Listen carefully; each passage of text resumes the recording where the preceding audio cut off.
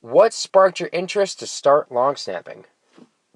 Probably around when I was in grammar school, playing grammar school ball, and my brother at the time, he was actually brought in to long snapping by my dad when the team that he was playing on, the Orland Park Pioneers, they needed one, and just my dad kind of brought the option to me, and I went with it, and I started with it at the time, and I've been succeeding with it, and it's taken me a long way so far.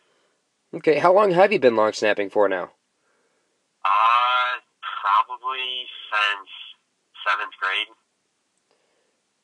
Okay, so since seventh grade. And when did you actually start getting formal training?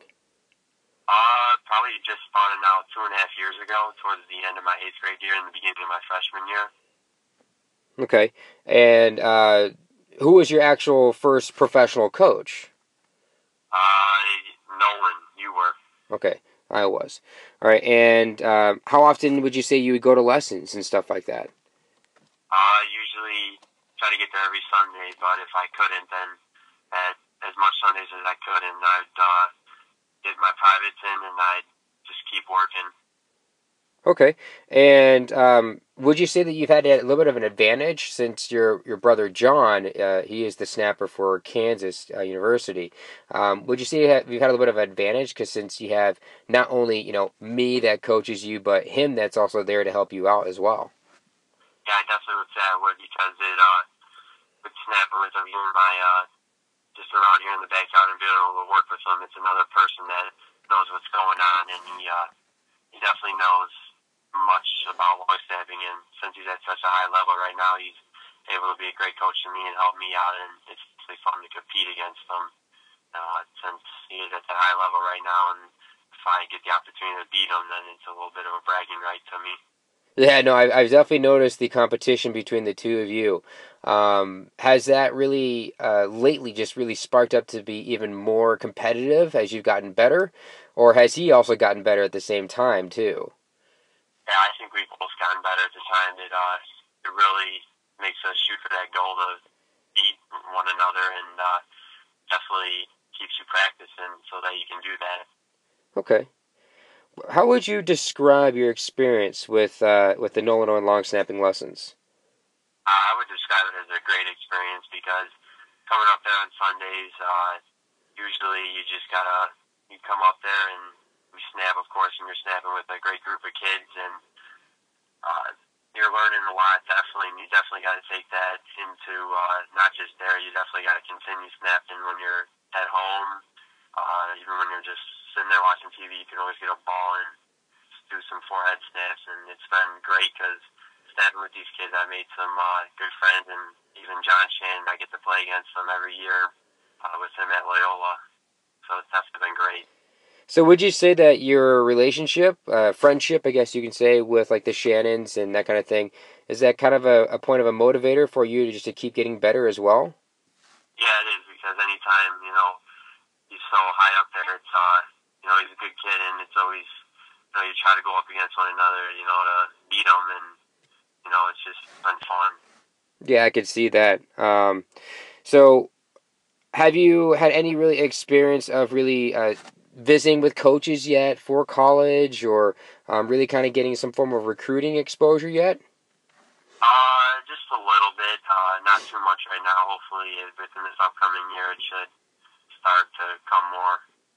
Do you have a pretty much a list of like what schools you have a preference for, like like schools and conferences themselves?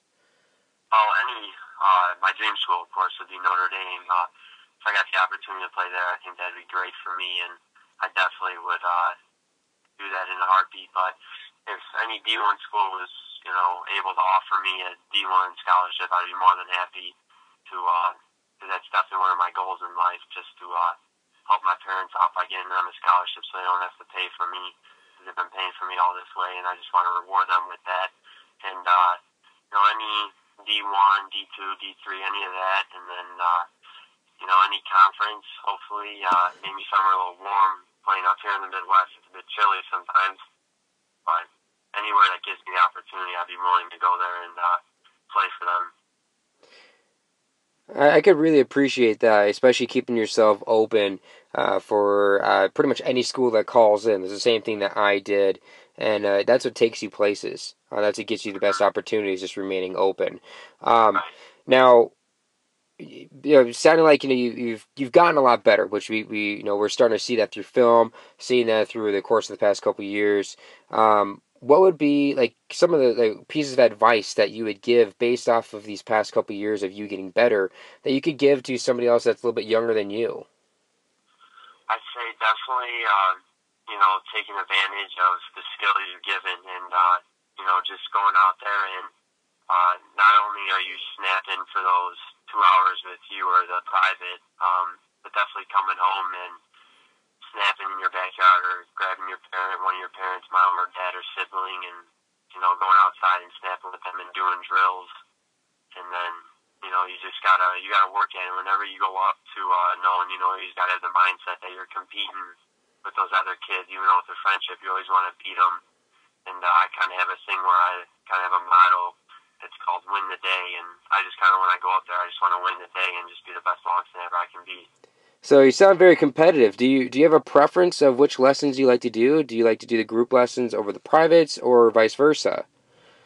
I like both of them to the same, but with the group, you're competing against those guys and you're learning and too, and then same with private, it's just you and you're learning more too, and so I'd say I like doing them both. You get to compete with the group, and then private, it's just more just you. So for the private, it's more of just learning the technique and form. How would you say, as of right now, being today is August 28th, I believe, um, what would you say, as far as your form and technique goes, how far along would you say you've gotten with that? I'd say I've come a really far away. Especially starting at that young age. I was just out there, snapping, and now it's like now there's so much more to it that people don't realize out there that they think it's just throwing a ball between your legs, but there's so much more technique. And I think with me knowing that and practicing, I think I've come a far way, and it's really taken me so far in my long snapping career right now. Well, what would you say that is something you can say that separates you from others of your class? I'd say my work ethic. I'm willing to work hard, and I'll do anything to outwork my opponent. And my drills that I do and my technique, and I'm always ready to compete with someone, no matter who they are, and I'm just ready to outwork them that given moment, and just hopefully I can just keep working hard and keep achieving that. Yeah, I can definitely. Obviously, we can obviously appreciate that. And I have one final question for you.